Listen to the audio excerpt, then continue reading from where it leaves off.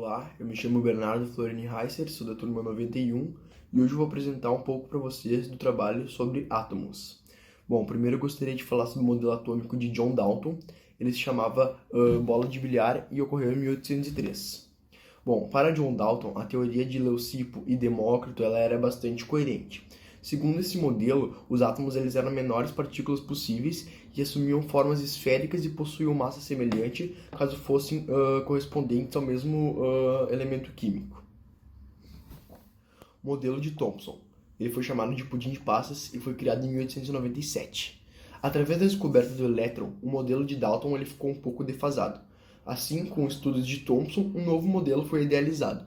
De acordo com este novo modelo, o átomo ele era a esfera de carga elétrica positiva incrustada com elétrons com carga negativa, tornando-se assim eletricamente neutro. Ficou assim conhecido como pudim de passas. Agora falando um pouco sobre a estrutura do átomo. A estrutura do átomo ela é formada pelo núcleo, que é constituído por duas partículas, prótons e nêutrons, e pela eletrosfera, que detém os elétrons. Os átomos eles são partículas infinitamente pequenas que constituem toda a matéria do universo. Os elétrons são partículas de massas muito pequena, dotadas de carga negativa, que movem-se muito rapidamente ao redor do núcleo atômico, gerando campos eletromagnéticos. Os prótons são partículas que, junto aos nêutrons, formam um núcleo atômico. Possuem carga positiva de mesmo valor absoluto que a carga dos elétrons. Assim, um próton e um elétron tendem a se atrair eletricamente. Bom, já os nêutrons, junto aos prótons, eles formam um núcleo atômico, e como possuem uma massa bastante parecida, perfazem 99,9% de toda a massa do átomo.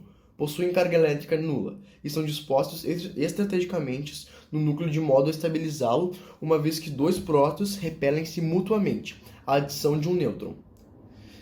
Isso causa a instabilidade elétrica ao átomo e ele acaba se rompendo. Visto que não é possível visualizar um átomo isoladamente, os cientistas, com o passar do tempo, criaram modelos atômicos, ou seja, imagens que servem para explicar a constituição, propriedades e comportamento dos átomos. Esses modelos explicam o que diz a teoria, mas isso não quer dizer que fisicamente o átomo seja igual ao seu modelo. Os primeiros que imaginaram a existência dos átomos foram os filósofos gregos Leucipo e Demócrito, em aproximadamente 450 anos a.C.